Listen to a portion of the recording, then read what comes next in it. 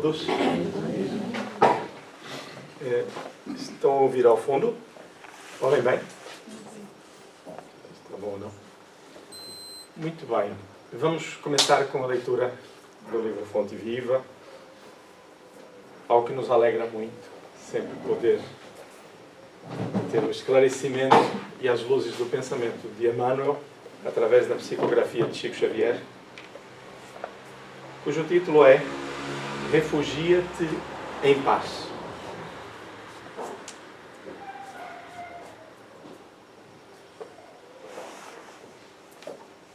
Havia muitos que iam e vinham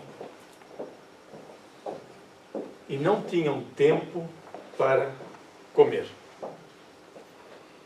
Está registrado no Evangelho de Marcos, as passagens de Jesus, o relato de como é que estavam as coisas ali à volta. E Emmanuel comenta: o convite do Mestre para que os discípulos procurem lugar à parte, a fim de repousarem a mente e o coração na prece, é cada vez mais oportuno. Todas as estradas terrestres estão cheias dos que vão e vêm, atormentados pelos interesses imediatistas, sem encontrarem tempo para a recepção de alimento espiritual, e inúmeras pessoas atravessam a senda famintas de ouro e voltam carregadas de desilusões. Outras muitas correm às aventuras sedentas de novidade emocional e regressam com o tédio destruidor. Nunca houve no mundo tantos templos de pedra como agora para as manifestações de religiosidade, e jamais apareceu tamanho volume de desencanto nas almas. As máquinas da civilização moderna limitaram espantosamente o esforço humano. Todavia, as aflições culminam presentemente em guerras de arrasamento científico. Avançou a técnica da produção econômica em todos os setores, selecionando o algodão e o trigo por intensificar-lhes as colheitas. Mas para os olhos que contemplam a paisagem mundial, jamais se verificou entre os encarnados tamanha escassez de pão e vestuário. Aprimoraram-se as teorias sociais de solidariedade e nunca houve tanta discórdia. Como acontecia nos tempos da permanência de Jesus no apostolado, a maioria dos homens permanece no vai e vem dos caminhos, entre a procura desorientada e o achado falso, entre a mocidade leviana e a velhice desiludida, entre a saúde menosprezada e a moléstia sem proveito, entre a encarnação perdida e a desencarnação em desespero. Ó meu amigo, se adotaste efetivamente o aprendizado com o Divino Mestre, retira-te um lugar à parte e cultiva os interesses de tua alma. É possível que não encontres o jardim exterior que facilite a meditação, nem algum pedaço da natureza física onde repouses do cansaço material. Todavia, penetra o santuário de ti mesmo. Há muitos sentimentos que te animam há séculos, imitando em teu íntimo o fluxo e o refluxo da multidão. Passam apressados de teu coração ao cérebro e voltam do cérebro ao coração, sempre os mesmos. Incapacitados assim de acesso à luz espiritual. São os princípios fantasistas de paz e justiça, de amor e felicidade que o plano da carne te impôs. Em certas circunstâncias da experiência transitória, podem ser úteis. Entretanto, não vivas exclusivamente ao lado deles. Exerceriam sobre ti um cativeiro infernal. Refugia-te no templo à parte, dentro de tua alma, porque somente aí encontrarás as verdadeiras noções de paz e da justiça, do amor e da felicidade reais, a que o Senhor te destinou.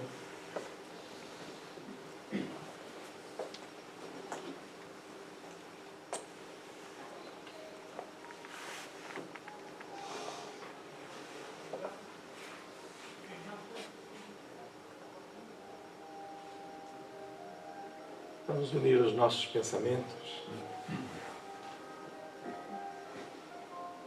e vamos conversar com Jesus de Nazaré.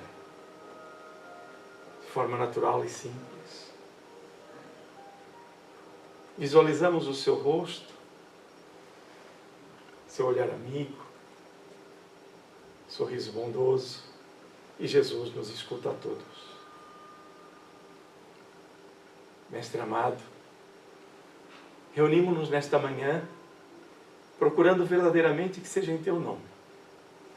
Necessitamos e desejamos a Tua presença pacificadora, que nos harmoniza. E hoje, muito em especial, para além dos benefícios que naturalmente vimos buscar, hoje queremos agradecer-te de antemão. Hoje procuraremos conhecer um pouco a figura do Teu mensageiro, do Teu missionário, que nos trouxe as luzes do entendimento espiritual. Que nosso querido Allan Kardec, Hippolyte Rivail, sinta desde já o nosso abraço de gratidão. Para aqueles que de nós, Senhor, ainda não o conhecemos,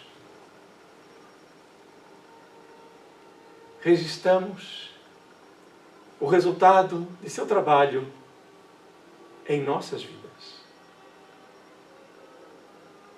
Na constituição desta casa, em que procuramos então a harmonia em Tua presença para harmonizar as nossas vidas, as leis de Deus, permanentes, eternas, e com 2 planos de vida, se assim quisermos, Jesus. Em boa verdade, já sentimos que é apenas um plano de vida contínuo. Então desejamos, querido amigo, que permaneças conosco, envolvendo-nos e levando as nossas melhores emoções para nosso querido missionário. E assim, iniciamos o encontro da manhã, pacificados, confiantes na Tua doce presença, querido amigo.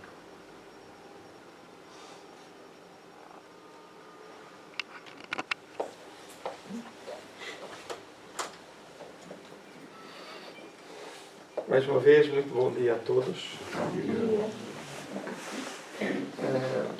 Quem está a vir a casa pela primeira vez, não se escondam. Ok? Muito bem.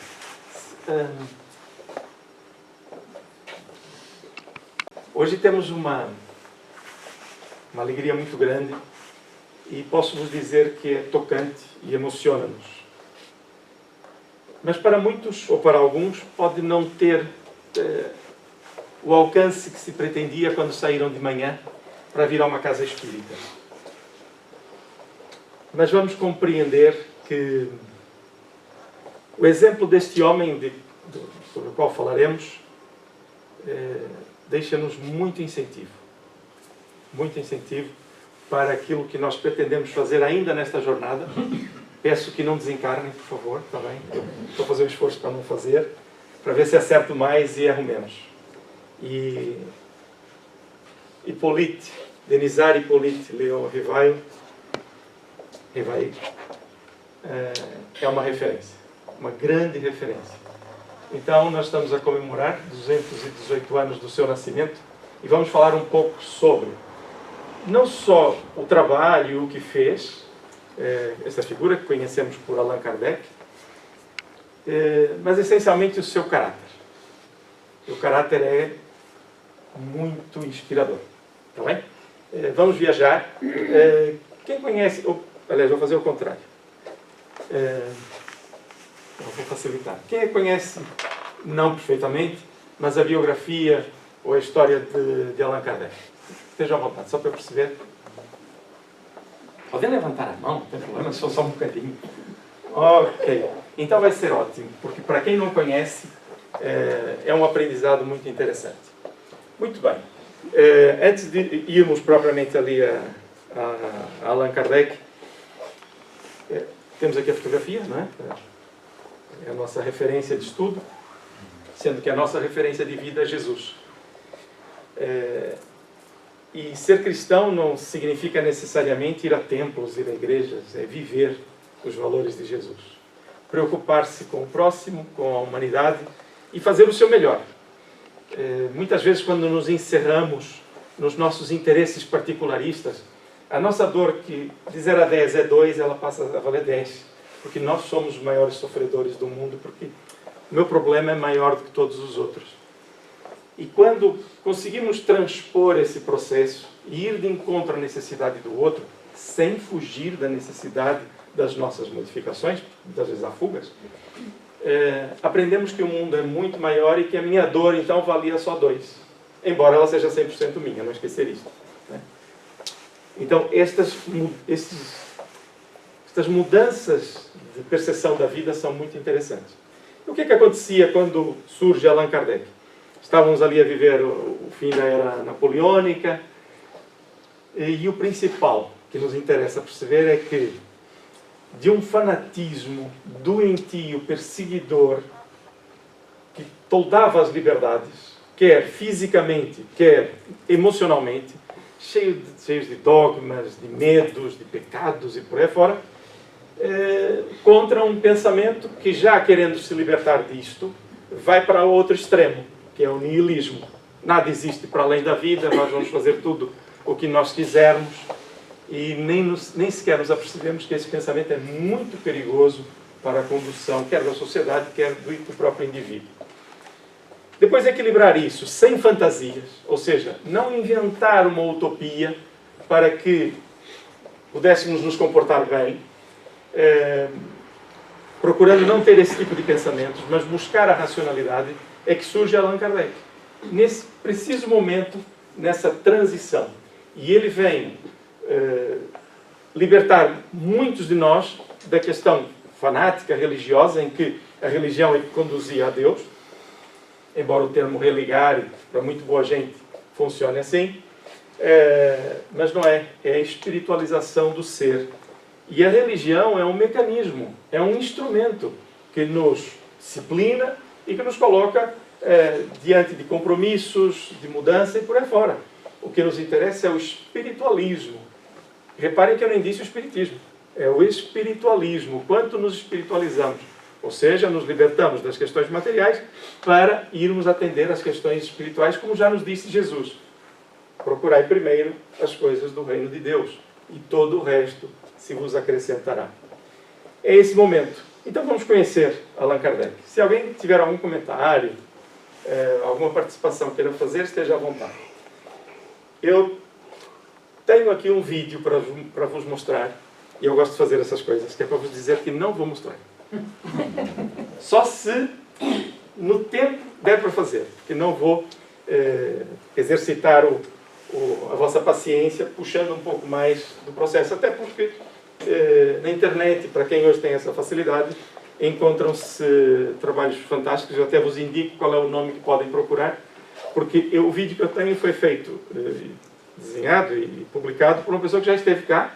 Quem, não sei se recordarão, os que estiveram cá, o Oceano Vieira de Melo, faz um excelente trabalho na manutenção da história da doutrina espírita. Ok? Então vamos, dispostos? Vamos conhecer Allan Kardec, está bem? E para quem conhece, rever coisas muito interessantes. Assim, não sei, não é bom apagar a luz. Conseguem ver bem? Sim? Ok. Então, eu não podia deixar de falar de Allan Kardec sem falar de Amélie Baudet, sua querida esposa, que foi lado a lado. Não é atrás de um grande homem, tem sempre uma grande mulher, esqueça, já foi, é ao lado. Está bem? Que às vezes à frente a gente não se apercebe, mas é ao lado. Então, ao lado de Allan Kardec, no sustento emocional de um lar, Amélie Baudet o acompanhou durante a presença em que estiveram em conjunto, e ele parte para a espiritualidade antes de Amélie Baudet. Amélie Baudet vai defender em tribunal Allan Kardec pelas injúrias, pelas infâmias a respeito do seu caráter, por pessoas que privaram com Allan Kardec, quiseram colocar o seu processo de conhecimento da doutrina espírita como uma referência e desejando abraçar aquilo como sendo próprio deles. Allan Kardec nunca se preocupou com isso, mas defendeu sempre a pureza do conceito de que é preciso que na doutrina espírita haja aquilo que se chama o conceito universal. Ou seja, não é um espírito que vai dizer que as coisas são assim, é um conjunto de médiuns, de espíritos que depois conseguem fazer um corpo doutrinário bastante seguro. Allan Kardec faz um trabalho impressionante, mas eu não vou avançar já, só fazer a referência. Viram que nasceu a 3 de outubro de 1804. Né? Então, aqui um grande salto para Allan Kardec. Vem casar com Amélie Baudet, que tem esta data de nascimento, 23 de novembro de 1795. 23 de novembro é um dia maravilhoso para a humanidade. Okay? E no dia 6 de fevereiro de 32, casam-se. Tá bem? Então, está constituído um casal de muito trabalho por aí adiante. Tá bem? E já na altura do casamento, ele era diretor do Instituto Técnico à Rua de Sèvres. Allan Kardec sempre foi um grande estudioso e muito trabalhador. Okay? Vamos conhecer um pouco das suas atividades. Então, até antes de vir para aqui, eu sei que vocês começam logo a ler, então eu vou voltar aqui. Allan Kardec teve uma situação muito interessante que pouca gente conhece, a não ser quem vai estudar a sua biografia. Ele faliu economicamente. Ele teve uma falência. Terrível. Não. Allan Kardec, para desenvolver o seu trabalho na área da educação, ele proporciona ou dá a oportunidade dentro da família de constituírem uma gráfica para produzir materiais de estudo e conhecimento. Sempre foi essa a área dele. E é interessante que o tio dele era viciado em jogo. Então levou a empresa à falência. O que obrigou Allan Kardec a fazer um esforço hercúleo, que muitos de nós diríamos assim, quando estamos a ler, ele foi enganado, os espíritos não o ajudaram. Afinal, né, eu gosto disto.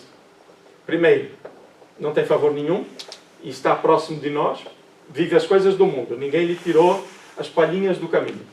Segundo, é nesse esforço que ele vai conseguir muito trabalho, que também o prepara para este processo. É óbvio que já era uma alma preparada.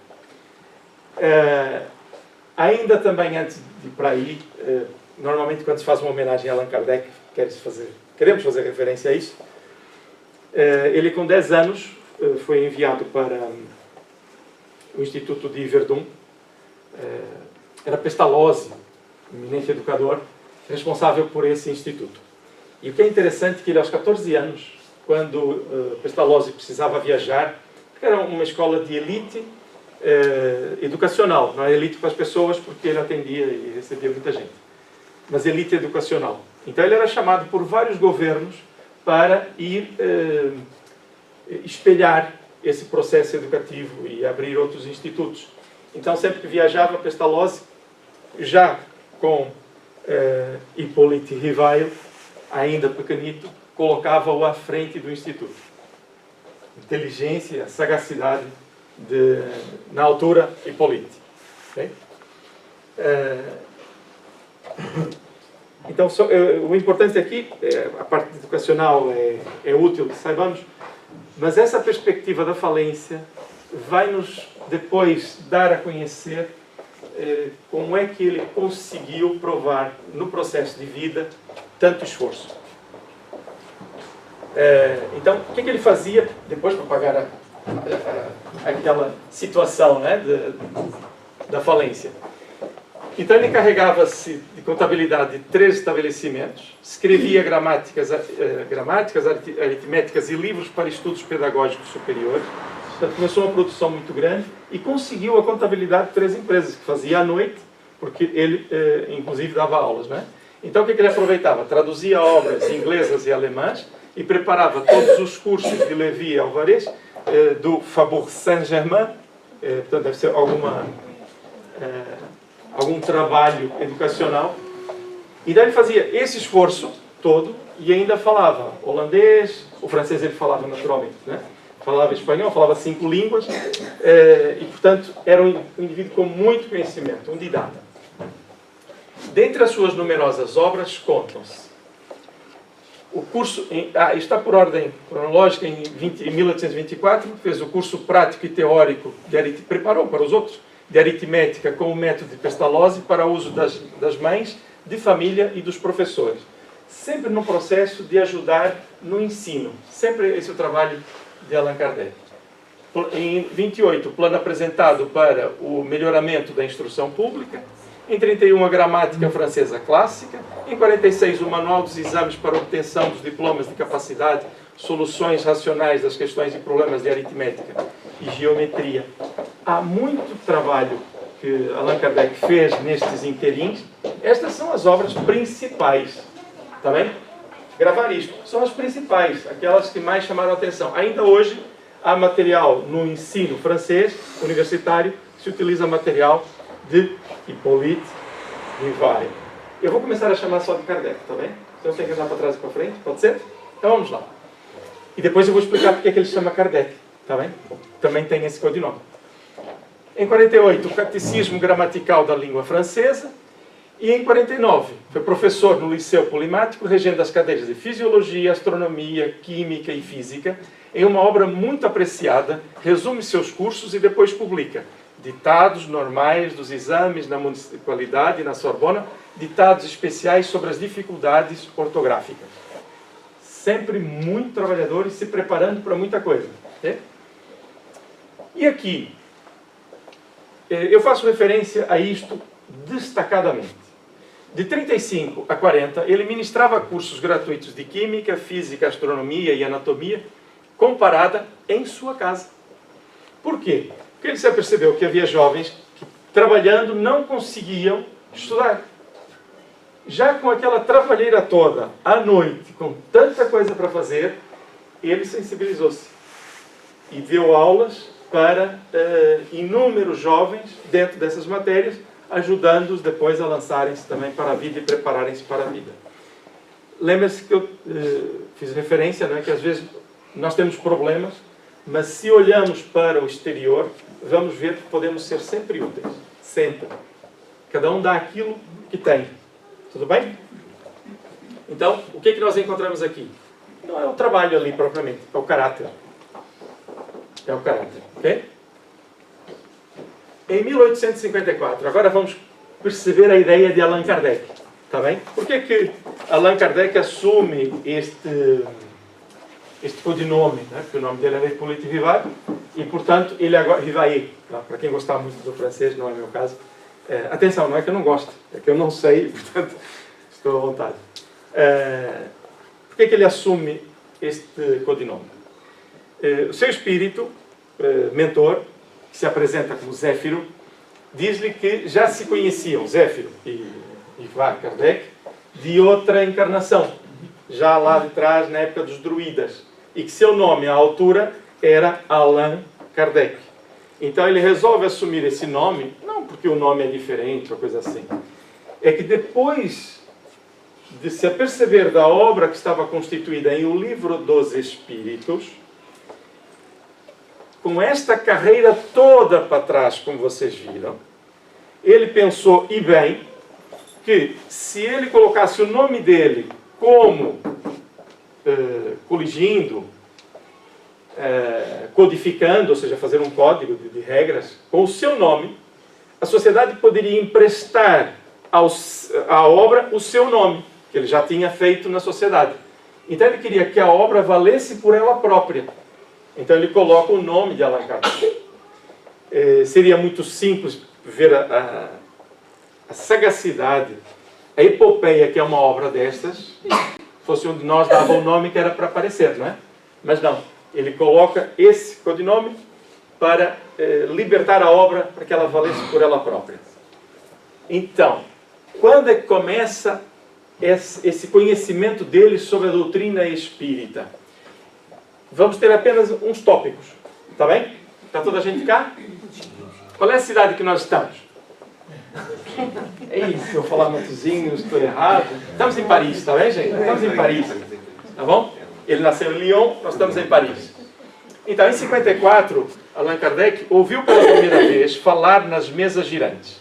O Sr. Fortier lhe disse um dia: eis aqui uma coisa que é bem mais extraordinária. Não somente se faz girar uma mesa, magnetizando-a, mas também se pode fazê-la falar. Interroga-se e ela responde. Era o fenômeno das mesas girantes. Para quem tiver dúvidas, está registrado nos jornais da época, eram os saraus. Então as pessoas se reuniam para falar e ver as mesas se movimentarem. Era uma espécie de Pentecostes, que é aquele momento em que os discípulos de Jesus recebem ao mesmo tempo umas línguas de fogo e falam várias línguas e por aí fora. E as pessoas entendiam na sua própria língua, quando os discípulos falavam, e foi assim em catadupa. Foi uma coisa muito grande. Ora, aconteceu a mesma coisa em vários países ao mesmo tempo, nesta altura. E está registrado pela história, embora muitas vezes isso não interesse para o meio.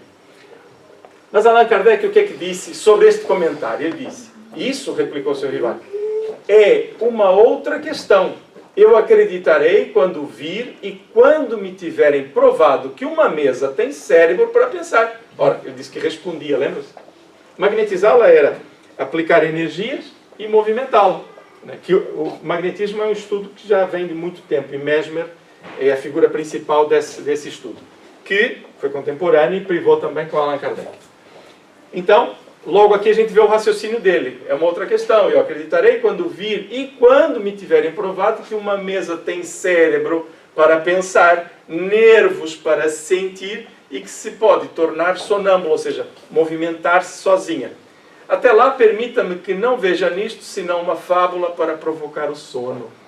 É Allan Kardec no primeiro contato da doutrina espírita. Eu volto e meia digo-vos com muita vontade que se nós falarmos a respeito de um processo reencarnatório com pessoas que não conhecem nada, nós vamos fazer um péssimo papel. Por quê? Porque é normal, quem não conhece a reencarnação, quem não acredita em imortalidade da alma, não compreenda isto, gente. Não é para impor nada a ninguém. Então, Allan Kardec, ele, entre os amigos, era conhecido como o bom senso encarnado. Eu, depois de ler isto, procurei saber um pouco sobre o que seria um bom senso e só descobri uma coisa: não se vende em farmácias. Conquista-se durante a vida. Bom senso. E Allan Kardec era o bom senso encarnado. Então chega alguém para mim e diz: ó, Filomena, tem umas mesas que se mexem e respondem lá umas perguntas. Filomena, o que é que vai fazer? Olha, qual é o número do telefone da esposa do Sr. Casimiro? É normal. Eu penso que faria a mesma coisa. Ora, sendo uma situação nova, repare, ele diz: uma fábula para provocar o sono. Tudo bem, tranquilo. Mas aquilo era na sociedade o tempo todo. Sextas-feiras, então, era uma maravilha. Em 55, o Sr. Carlotti falou-lhe dos fenômenos. Você um dia será dos nossos. Ou seja, já havia reuniões. As pessoas já estavam lá, inclusive a recolher mensagens da espiritualidade. Disse ele então: não digo que não, respondi-lhe eu. Veremos isso mais tarde. Aquilo já devia ser um movimento. Eu não digo que não, mas não tenho pressa de saber essas coisas, né? Isto foi no início do ano. Já em maio, na casa da sonâmbula Senhora Roger, é uma mediunidade, com o Sr. Fortier, seu magnetizador, trabalhava com esta senhora. Lá encontrou o Sr. Patier e a Senhora Planimaison, que falaram desses fenômenos no mesmo sentido que o Sr. Carlotti, mas noutro tom. Noutro tom. A ideia que nós temos às vezes de querer impor, não, você tem que ver, aquilo é fantástico, assusta as pessoas e com razão. É fantasioso. Mas falar com calma. Se utilizar de bases lógicas, é possível, desde que a pessoa queira. Então, Allan Kardec, o que ele está aqui a já nos alertar enquanto espíritas? Se quisermos ajudar alguém, através do conhecimento que liberta, façamo-lo de forma ponderada. Não vamos impor. É tão simples quanto isto. E às vezes, eu vou brincar convosco e falar sério, às vezes a gente quer impor isso para o marido, né? Para a esposa, para os filhos. E a pergunta que se faz normalmente é: e eu? Eu já me comporto com bom senso dentro da doutrina espírita para incentivar, para despertar o interesse em alguém? Tem que pensar. Agora imagine impor. O meu filho tem que ir à casa espírita. A senhora ou o senhor que são pais vão, conhecem, estudam. Então são perguntas que nós fazemos a nós próprios. Então Allan Kardec está muito próximo de conhecer o contato com os espíritos. Até aqui tudo bem? Vocês estão curiosos para saber como é que acontece, né? Eu também, eu gosto muito disso. O que acontece? Em 1857, 2 anos depois, Allan Kardec escreve, ou lança já no prelo, 18 de abril, o Livro dos Espíritos. Muito bem. Vamos voltar o slide atrás. Livro dos Espíritos, 1019 perguntas e respostas, com várias observações do próprio Allan Kardec sobre os conceitos que ali estão exarados. De quem é o Livro dos Espíritos? Dos Espíritos. Vocês já estão vacinados. Não, quer dizer, o Livro dos Espíritos é de Allan Kardec. Não é. O Livro dos Espíritos é dos Espíritos. Está bem? Como é que isto surge?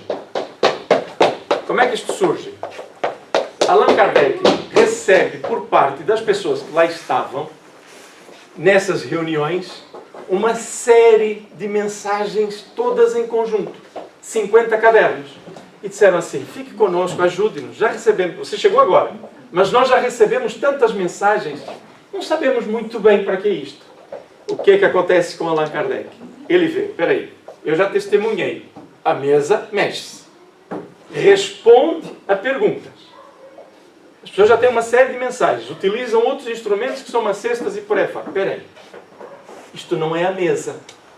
Isto é uma força exterior que eu desconheço, é uma lei nova. Então, o que é que ele faz? Ele recolhe aquelas informações todas. Agora eu vou fazer aqui, a própria mesa se intitula como espírito. Okay? Não é que a mesa seja um espírito, não é uma mesa. Somos nós, espíritos. E ele, opa, uma lei nova. Uma lei nova, vamos ver isto. Então ele começa a estudar. Perceberam por que as pessoas lhe entregaram esse trabalho? E gostavam tanto dele? Por causa do esforço atrás, que ele também, de certa forma, foi obrigado, mas da forma também como ele vivia a sua vida. Empenhada, estudiosa, com grande capacidade para perceber diversos temas da ciência. Nada melhor do que uma pessoa com esta categoria, com esta elevação intelectual e moral, por aquilo que falamos do seu caráter, para receber este processo. É aí que começa todo o trabalho. E quando chega esta parte da produção deste livro, Allan Kardec já estava a lidar com 10 médiuns em casas diferentes e com espíritos diferentes, pelo menos na forma de comunicar e de se identificar, para fazer essas perguntas de forma didática e ir crescendo. Primeira pergunta do Livro dos Espíritos, eu sei que muitos sabem. Qual é? O que é Deus? O que é Deus? Começa na base. E ele não pergunta quem é. Okay? Qual é a nossa ideia, normalmente, como, já com uma série de conceitos? Quem é Deus? Ah, é Jesus. Não, é o que é Deus. Jesus não é Deus. Jesus é nosso irmão, ele é filho de Deus. Né? E essas misturas poderiam logo atrapalhar o processo. Então a pergunta dele é magistral, o que é Deus? E assim vai. E vai desenvolvendo os atributos de Deus, e vai começando num crescendo de conhecimento. Por isso o Livro dos Espíritos, já vos disse, não vão à questão 529, pular as outras, porque senão nós lemos, até podemos aceitar, mas não temos a base bem estruturada, como é que chega até lá. Está bem? Então, quando este livro chega, reparem, 2 anos. 2 anos. Para quem já leu o livro, quem o estuda, meu Deus, conseguiu fazer não só as 1019 perguntas naquela sequência, como também fazer comentários daquela grandiosidade, daquela elevação. Eu fico absolutamente impressionado. Depois, em 58, 1º de janeiro, ele funda a Revista Espírita. Lança essa revista, porque havia comunicações do mundo todo, da Argélia, da Rússia, dos Estados Unidos, do Brasil, da América Central, Norte da África, por aí afora, Rússia. Então ele precisava criar um canal de comunicação. Quando ele cria esse canal de comunicação, a Revista Espírita, então começa a chover informações do mundo todo, uma série de experiências, perguntas e por aí fora. Então, a Revista Espírita é um tratado de estudo sobre a espiritualidade, sobre os mecanismos da mediunidade e por aí fora. Estão todos editados, está bem? Todos os meses, durante todos os anos, 12 anos ali a produzir a Revista Espírita. 1º de abril, Sociedade Parisiense de Estudos Espíritas. Ele já se reunia com um grupo, tá bem? No dia 1º de abril, eles fundam mesmo a instituição, que já era um grupo pequeno, eram 10, 20 pessoas, ali normalmente era o que cabia no espaço. Então vai para a Palais Royal, depois vai para um restaurante no mesmo palácio, e em 1860 conseguem uma sede própria, tá bem? Porque as pessoas se reuniram e conseguiram fazer isso. Em 59 lança o que é o Espiritismo. Em 60, este é um livro com um resumo da doutrina espírita, tá bem? Mas vocês são estudiosos de uma forma mais vasta, não precisam desse, porque tudo que procurarem nos outros está neste. Né? Início das viagens. Atenção, mas se quiserem oferecer a alguém por aí fora, o que é o Espiritismo é um livro mais resumido. E em 1860, início das viagens de divulgação espírita. Viagens espíritas de divulgação. Aqui o caráter de Allan Kardec. Muito interessante. Só para terem uma ideia. Podíamos citar muitas coisas. Ele faz várias viagens. Uma delas é o espírito em que ele olha para aquilo e ele vê operários, fábricas, famílias, em França, com os livros, a estudar, a conhecer. Então, quando ele vai às cidades, ele vai a Lyon, vai por aí fora, faz várias cidades. E ele encontra muita gente. E ele diz assim: eu tenho a bênção, a alegria de ver o fruto do trabalho que se realiza. Jesus viu da espiritualidade. Moisés ficou aonde? Ficou no vale, a ver a terra prometida. Ele estava a ver o fruto, as pessoas. E isto foi impressionante porque não é comum. Então até isso ele reconhece. Okay? E essas viagens também estão bem identificadas na própria Revista Espírita e há uns anos atrás também tem um livro só sobre as viagens, dada a importância que tem. É muito bom ler aquilo. Muito bom. Nós vamos ver como é que ele se comporta e como é que as pessoas o tratam. Reconhecem o esforço, né? 15 de janeiro de 61, Livro dos Médiuns. 15 de abril de 64, o Evangelho segundo o Espiritismo. E aqui um marco de moralidade, trazer Jesus de forma mais evidente, porque já falava atrás, no Livro dos Espíritos, Allan Kardec pergunta, qual é o guia e modelo para a humanidade? Resposta simples e objetiva dos Espíritos. Jesus. Ou seja, todo o trabalho de espiritualidade já reconhecia que o grande orientador era e é Jesus. Então ele traz o Evangelho, que é a Boa Nova, é por isso que é Evangelho, Boa Nova. Em 1º de agosto de 65, o livro O Céu e o Inferno. Testemunhos de espíritos que desencarnam quando estão bem ou quando estão menos bem. É um livro também excepcional. Convém, quando estiver a ler O Céu e o Inferno, ter lido o Livro dos Espíritos. Então há pessoas que vão logo, quer ver como é que é o inferno. Gente, o inferno não é preciso. Sai ali fora. Abre um jornal. Pega um programa de televisão qualquer. Não é preciso. Mas se quisermos perceber, o céu está lá. Ok? A harmonia, os espíritos maduros que desencarnam de forma livre. Morrem. Morrem fisicamente. Reparem que eu estou a falar da morte a sorrir. Morrem. Estão livres, porque maduros. E é por isso que aqui estamos, não é? Para ir nos esforçando para chegar lá. 1º de agosto, então, o Céu e o Inferno. E de 65, 6 de janeiro de 68, a Gênese. É aqui que praticamente, não termina, mas praticamente termina a obra de Allan Kardec. Por quê?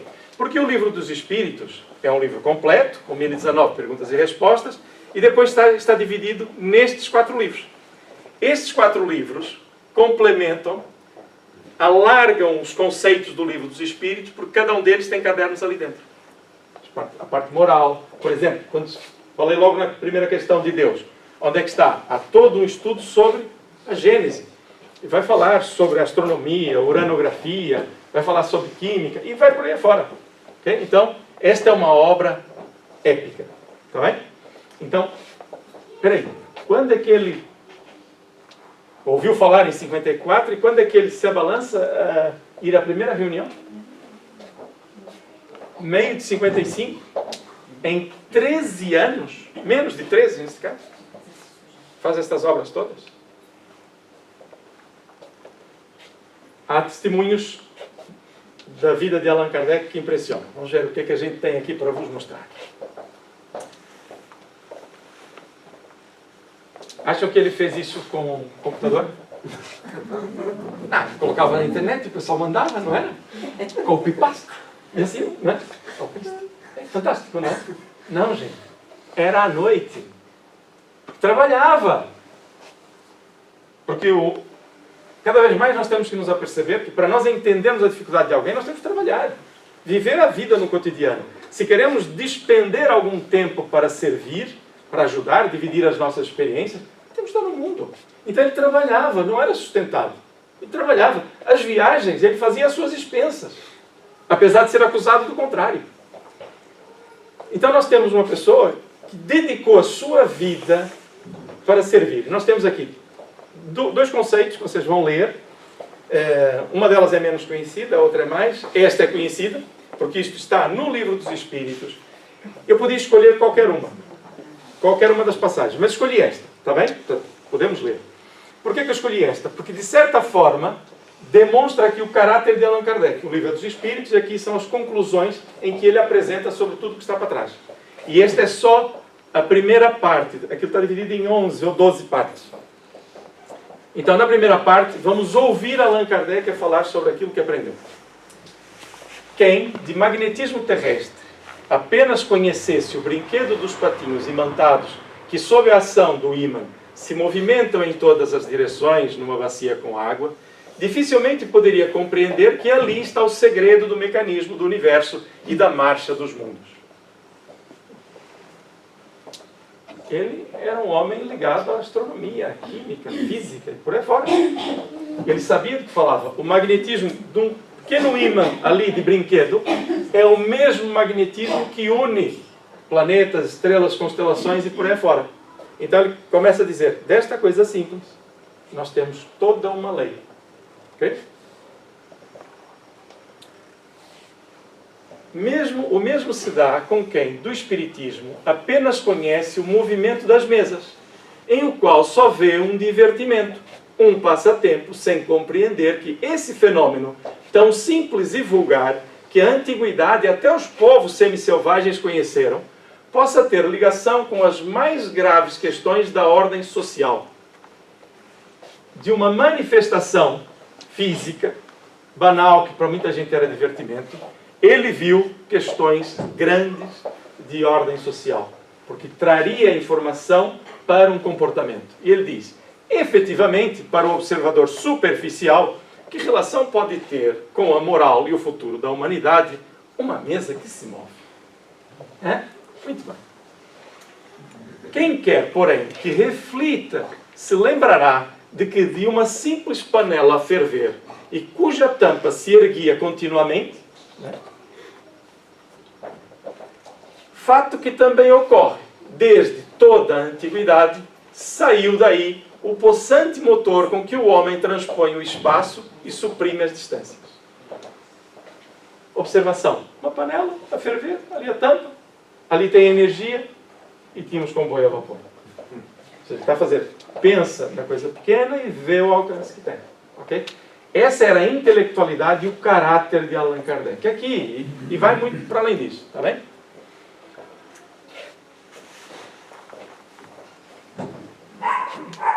Pois bem, sabei vós que não credes senão no que pertence ao mundo material, que dessa mesa que gira e vos faz sorrir desdenhosamente, saiu uma ciência, assim como a solução dos problemas que nenhuma filosofia pudera ainda resolver.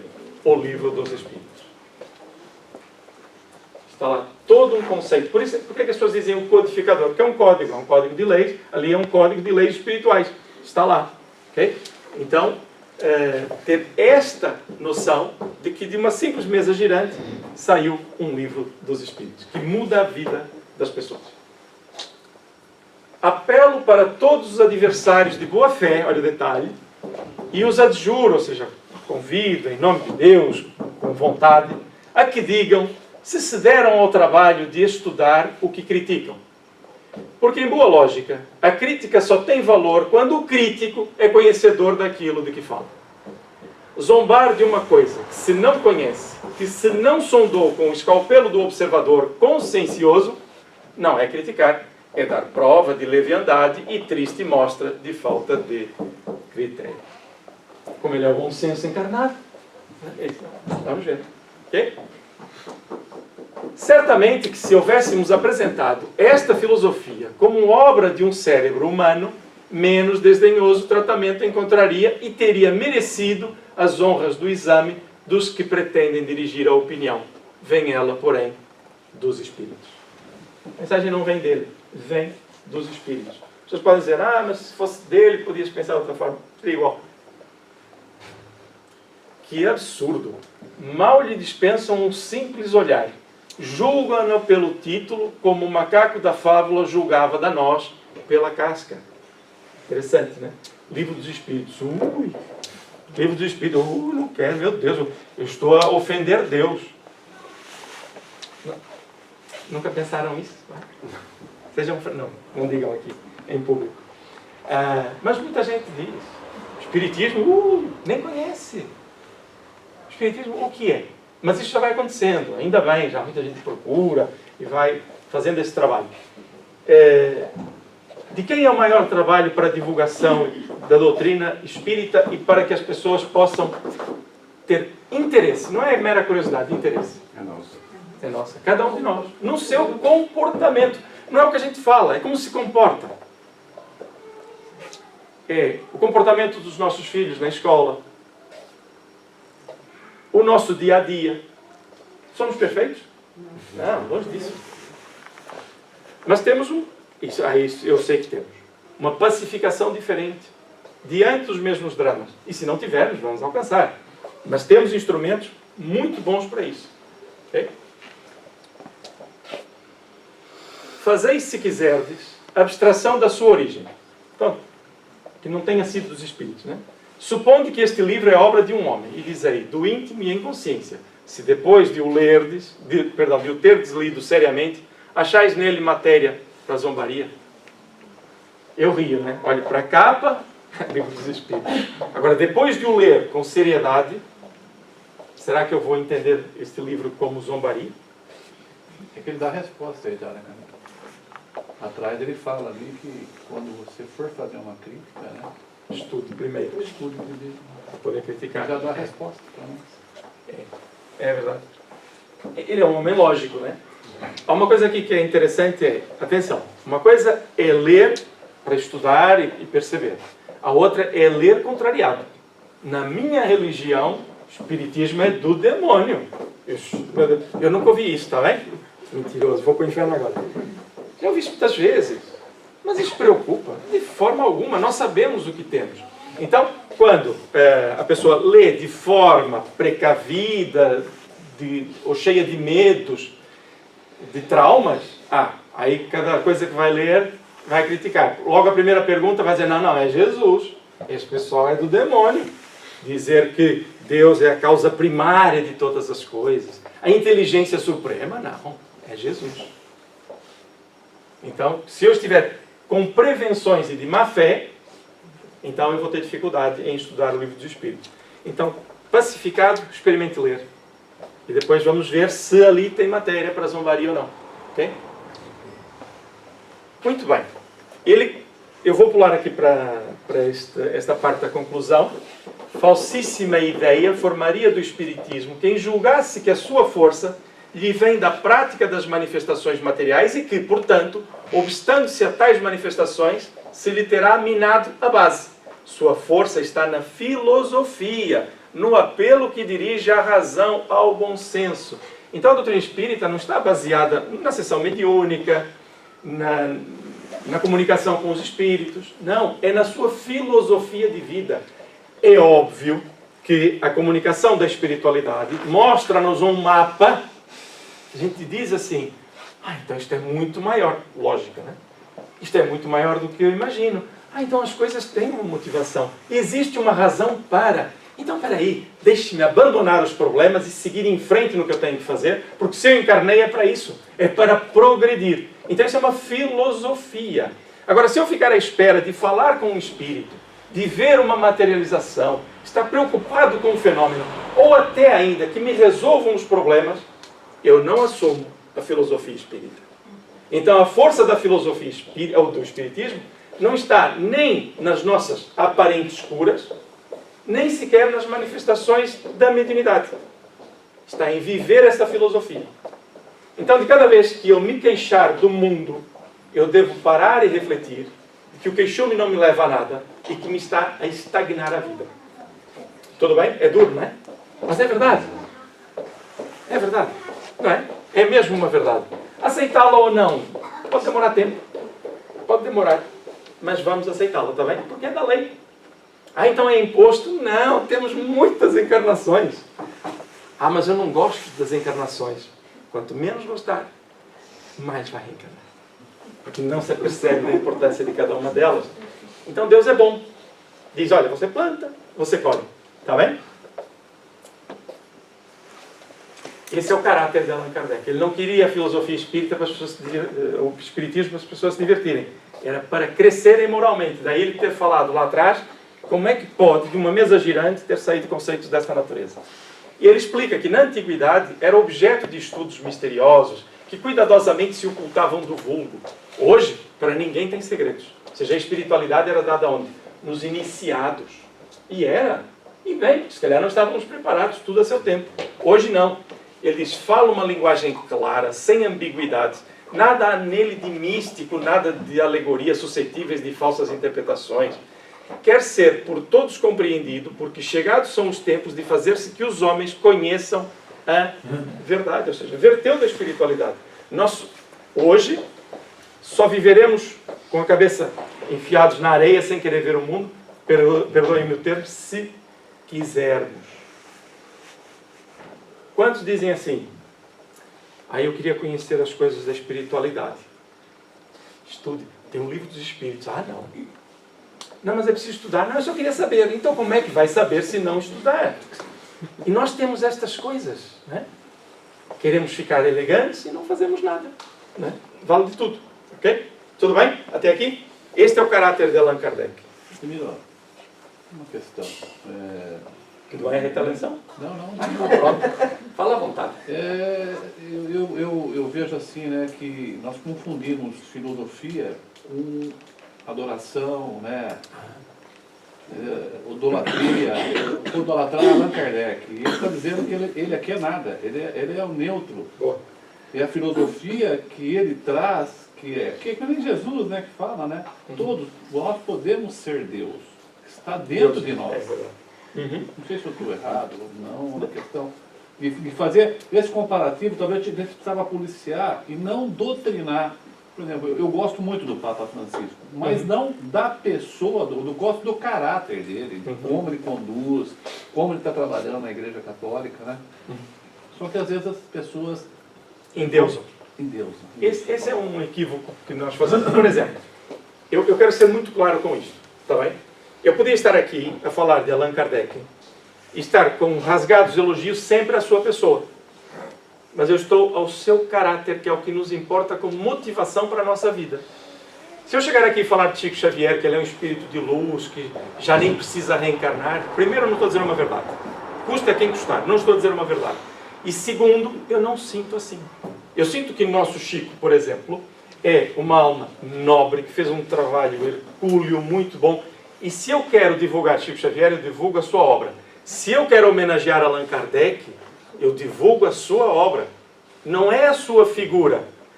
Imagine que aparece aqui Allan Kardec e diz, olha, estou muito feliz consigo, muito obrigado. O que é que ele vai me perguntar? O que é que tens feito da tua vida com o trabalho que eu deixei? O Quem vai perguntar? Ele? Não, é minha consciência. Tá bem? Já agora, só para disfarçar um bocadinho. É minha consciência. Se eu chegar para Chico, por exemplo, Chico dizer, Chico, você fez um trabalho maravilhoso, você é um santo. Ele vai dizer, não sou um santo. Porque não é isso que as almas nobres querem. Querem que o seu trabalho reflita na vida das pessoas. Tá bem? Então, nada de estar a endeusar. Por exemplo, querem ver um fenômeno muito curioso? Jesus. Está aí o ápice do endeusamento. Né? Jesus morreu para nos tirar os pecados. É o cordeiro que se deixou imolar. Gostam das palavras? Mas é isso que a gente usa no dia a dia. E então o que acontece? Eu não olho para a mensagem de Jesus. Eu apego-me a Jesus figura. E não a Jesus orientador. Exemplo. Não, eu apego uma figura. Aí eu acredito, olha, por exemplo, eu sou profundo devoto de São Judas Tadeu. Eu uso sempre esse exemplo, porque eu não sei se tiver alguma coisa com São Judas Tadeu. E a pergunta que eu faço a mim mesmo, peraí, eu conheço a vida desse santo? Eu sei que exemplos ele deixou? Ou eu só tenho como uma fantasia e um fetiche? Que é o mais comum. E nós nos apegamos naquelas alegorias que Allan Kardec faz referência, né? Que ele diz aqui, nada de alegorias suscetíveis de falsas interpretações, porque senão nós colocamos o futuro do nosso desenvolvimento na mão de terceiros. Eu já ouvi pessoas a dizerem, olha, Jesus me abandonou. Como é que Jesus abandona? Não abandona. Nós é que nos deixamos abandonar.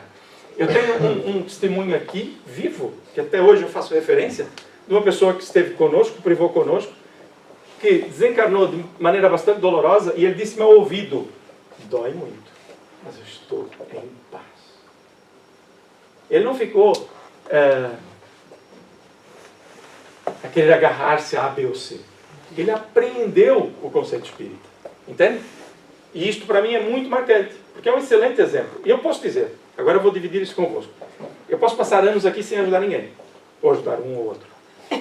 Mas uma pessoa que nós ajudemos já é alguém que está num bom caminho e está pacificado. Maravilha. Já saí do meu centro egóico. Né? Mas depois depende também do que cada um quer para si. Né? Ok? Então, não vamos endeusar ninguém, tá bem? Está quase na hora, mas vocês vão ver a próxima mensagem. A próxima. Longe de se opor à difusão da luz, deseja-a para todo mundo. Não reclama crença cega. Está falando do espiritismo, né? Não reclama crença cega. Aí a doutrina espírita é que vai salvar o mundo. Eu já ouvi dirigentes espíritas a dizer isso. Toda a gente vai ser espírita. Não vai. Não com a nomenclatura, mas com a filosofia, a vivência, vamos todos, porque é uma realidade. A espiritualidade tal qual nos é mostrada. Mas não é preciso fazer todos espíritas na carteirinha. Está bem? Mas todos o seremos, todos, no comportamento. Então, não reclama crença cega. Quer que o homem saiba por que crê. Apoiando-se na razão, será sempre mais forte do que os que se apoiam no nada, nas fantasias. Ou no niilismo, acreditando que não há nada, que é esse o conceito que ele está a trabalhar nesta parte da conclusão. Até aqui tudo bem? Isto dói. A mim dói, né? Porque a gente olha para a nossa vida assim no cotidiano, a gente diz, eu às vezes não me aborreço com aquilo, sem necessidade nenhuma. Porque maturidade é uma coisa que vai se conquistar. Muito bem, agora eu tenho para vos mostrar uma mensagem que foi recebida mediunicamente e foi dito a Allan Kardec nestes termos que vamos ver agora. Está bem? E esta mensagem foi em 12 de junho de 1856. Portanto, não estava ainda o Livro dos Espíritos no prédio, certo? Tudo bem? Quando é que foi o Livro dos Espíritos? Eu já não me lembro. 57, ok. Muito obrigado, né? Muito obrigado. Ok, então vamos lá. E Allan Kardec a comunicar com o Espírito da verdade. Que é o Espírito que se manifesta e diz, para já, chama-me verdade. Ou seja, eu não tenho interesses particulares nisto. Estou aqui para ajudar e para esclarecer. Portanto, alguns dizem que era a própria figura de Jesus e outros que é um grupo de espíritos, uma pleia de espíritos que fazem um trabalho em conjunto para mandar as mensagens. Não é coisa que vamos estar a discutir agora, porque em alguns momentos é nitidamente individual e em outros podemos entender como grupo. Portanto, não vamos discutir isto. Vamos ver a comunicação. Então, pergunta: quais são as causas que me poderiam fazer fracassar? Allan Kardec a perguntar ao Espírito. Seria a insuficiência das minhas aptidões? Ou seja, eu não tenho aptidão para isto? Estava a ser feita uma proposta para uma doutrina filosófica. Okay? Resposta do Espírito: não. Não é a insuficiência das aptidões. Mas a missão dos reformadores é cheia de escolhos e perigos. A tua é rude. Previno-te porque é ao mundo inteiro que se trata de agitar e de transformar. A tarefa dele ia ser muito dura. Paulo, nosso apóstolo, e cada vez que ele entrava numa cidade, ele era apedrejado, quase assassinado, lançado nos muros fora, porque ele mexia com as consciências. Recorda-se disso?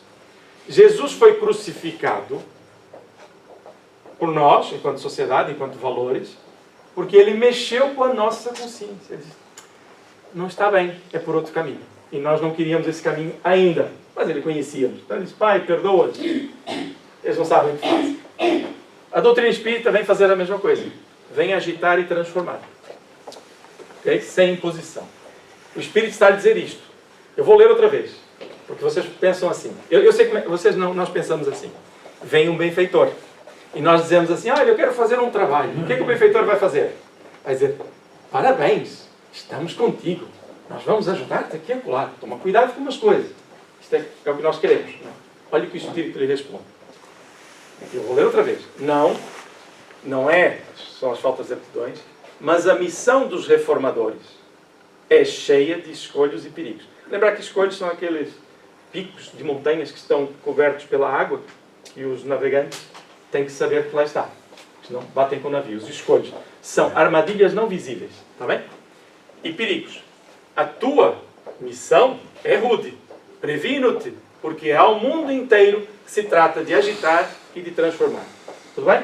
Continua a mensagem. Não creias que te seja suficiente publicar um livro, 2 livros, 10 livros e ficares tranquilamente em tua casa. Não. É preciso te mostrares no conflito. Contra ti se assolarão terríveis ódios. Implacáveis inimigos tramarão a tua perda. Estarás exposto à calúnia, à traição, mesmo daqueles que te parecerão mais dedicados. Não é bem isto que a gente gosta de ouvir uma mensagem que está a dizer: olha, vais trabalhar, pois não? E o Espírito continua: as tuas melhores instruções serão impugnadas e desnaturadas. Sucumbirás mais de uma vez ao peso da fadiga.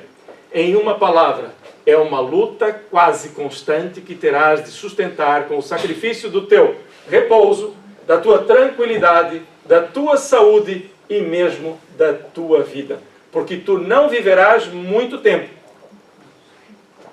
Desencarnou em 1860.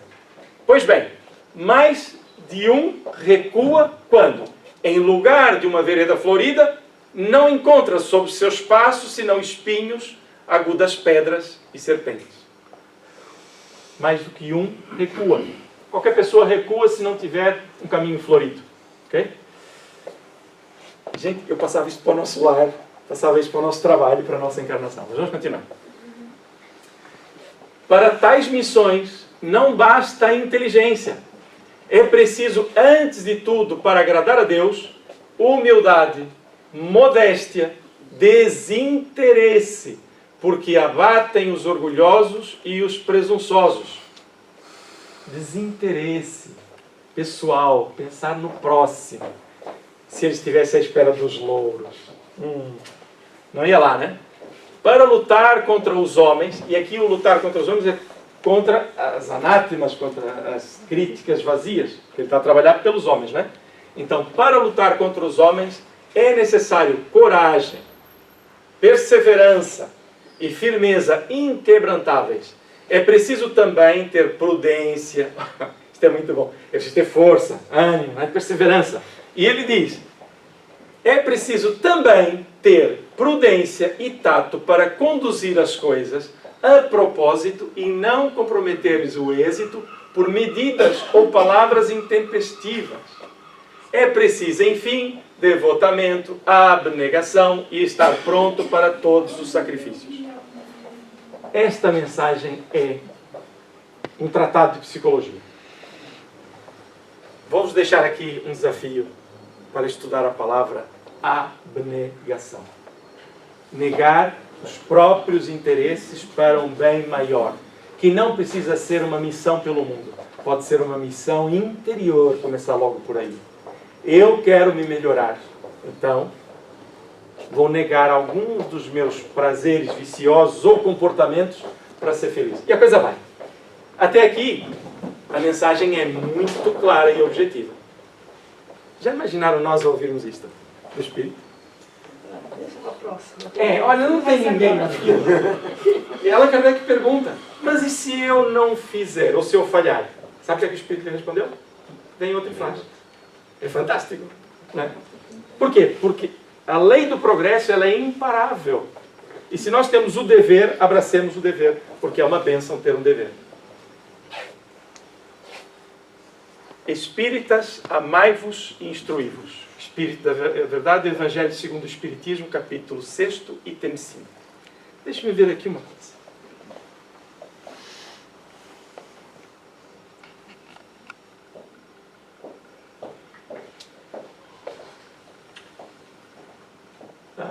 Não temos.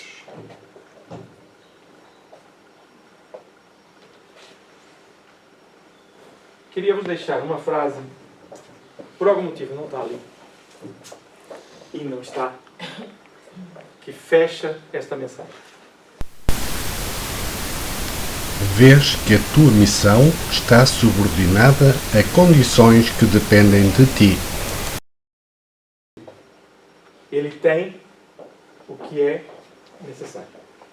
Por isso é que nós dizemos, e as pessoas disseram, né, e nós reiteramos isso. Allan Kardec é o bom senso encarnado. Ora, diante desta última perspectiva que está no Evangelho, espíritas, amai-vos e instruí-vos, eu até diria, assim, não sou melhor que ninguém, não é essa lógica, eu até diria, espíritas, amai e instruí-vos. Ok? Amai e instruir também pode ser. Mas é o amor com conhecimento. Esta é a grande lógica da filosofia da doutrina espírita. Ame e saiba por que ama.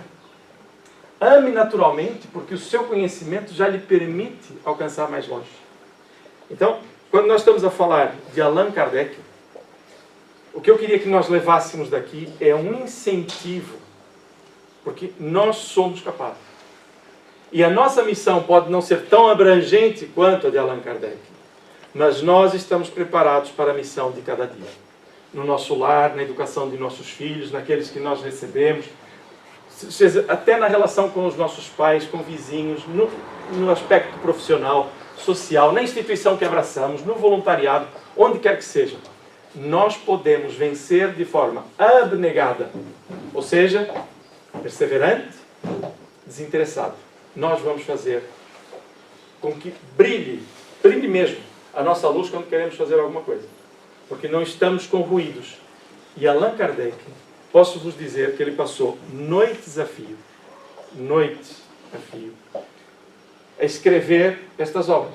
Como vos disse, ele trabalhava para sustentar. Ele desencarna em 1860 com aneurisma. Vai buscar uma correspondência e desencarna ali na hora. Não tem uma morte lenta, é uma coisa rápida e parte para a espiritualidade. E então, o que acontece aqui para nós enquanto espíritas? Sabe aquela história? Dizer assim, eu por mim nem fazia muito, mas pelo meu filho eu faço tudo. Conhecem isso? Pelo meu irmão, por quem quer que seja, eu faço. Então faça uma coisa. Se em algum momento houver alguma fragilidade nossa, pensemos que nós estamos a ser chamados pela espiritualidade superior, todos nós, sem exceção, constantemente, estamos a ser chamados e estão a nos dar instrumentos para que nós vençamos as nossas dificuldades e venhamos a progredir nesta encarnação. porque temos Allan Kardec que nos traz estas ferramentas de forma tão madura, e é aqui que nós devemos gratidão a Allan Kardec. É óbvio que a gratidão é a Deus, é a Jesus, que foi Ele quem o orientou para o trabalho, todas as pessoas que foram divulgando, mantendo acesa a chama, porque depois de França passa para o Brasil, a grande força da doutrina espírita. Então, agradecer por todo esse esforço que a espiritualidade faz, direta ou indiretamente por nós. Então, se eu não consigo, respeitando Allan Kardec e os mensageiros, que nos trazem oportunidades dessas, modifiquemos-nos. Façamos a nossa parte. Falta-nos amparo? Não. Gravem isto. Quanto maior for a dificuldade, quanto maior for o drama, maior é o amparo. Sintonizo com o quê? Com o amparo. Está bem? Alguma questão? Queiram colocar? Atenção, isto é uma brevíssima passagem da vida de Allan Kardec. Brevíssima. Estou sujeito a retaliações agora? Sim, à vontade. Perdão? Não, não vou passar. Já deu hora. Já deu, já são 11h11. Está bem? Eu também posso dar a indicação depois lá. Quem quiser ver no YouTube, depois eu coloco a tal frase final. Está bem? Meus amigos, então vamos encerrar o trabalho. Vamos fazer uma prece.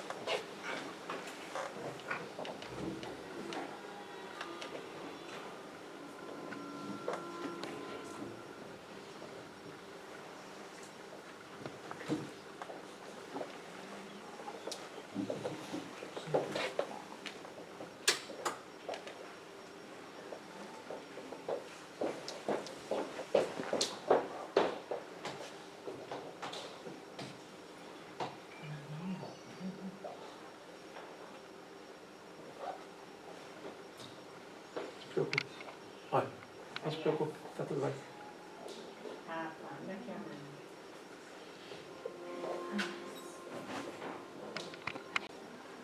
Eu desejo mesmo que nós sintamos alegria no coração nesta hora.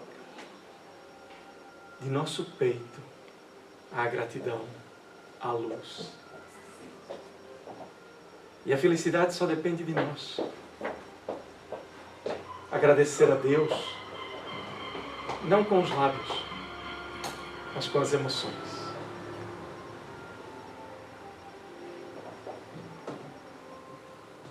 Estamos felizes.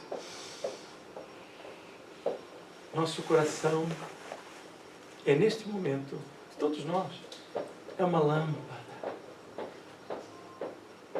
acesa, que vai aumentando o seu brilho e podemos senti-lo nesta hora.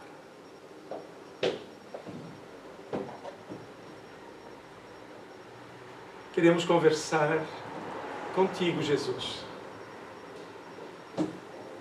Tu nos disseste, querido amigo, que nós não estávamos em condições de compreender a tua mensagem e que nos enviarias para esclarecimentos futuros um Consolador, que nos explicaria tudo aquilo que havias dito e exemplificado e ficaria conosco até o fim dos tempos. Na lei do progresso, hoje compreendemos que todos estaremos irmanados para a eternidade, no bem e numa nova construção constante. E tu nos enviastes o Consolador, que é a própria doutrina espírita, que vem trazer à luz o ponto de vista da espiritualidade sobre as tuas grandes mensagens, Jesus. Então aceita a nossa gratidão, porque todo o plano e o projeto para o desenvolvimento de cada um de nós permanece vivo, estuante, e os resultados vão acontecendo paulatinamente, sem nos apercebermos muitas vezes, numa ou duas gerações, Jesus, as coisas se alteram pouco a pouco e vamos melhorando. A sociedade melhora. Quando vêm os escândalos que tu nos disseste que viriam, é porque nós olhamos para eles. Outrora não eram escândalos, achávamos natural, hoje não, Jesus. está aí a mudança gradual. Por isso a nossa felicidade. Porque reconhecemos que temos um Pai que zela pelo nosso progresso. Colocando leis sábias e profundamente amorosas. Nem sempre as aceitamos de pronto, porque não temos ainda a visão alargada para compreendê-las. És tu, Jesus, que nos incentivas dia após dia e nos enviaste a Allan Kardec para nos trazer esse consolo, essa orientação de esclarecimento. Então nós te agradecemos, Jesus, e agradecemos ao codificador, a alma nobre, sábia, ponderada e profundamente amorosa e respeitosa a respeito, e respeitadora a respeito das dificuldades de cada um.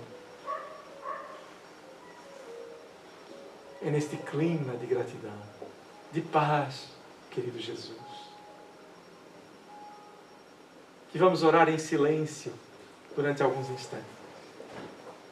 E cada um de nós conversará comprometidamente, com vontade sincera e concentrada, contigo, com os teus mensageiros, e pediremos, louvaremos, agradeceremos o que estiver na nossa alma, querido Mestre. Vamos orar em silêncio.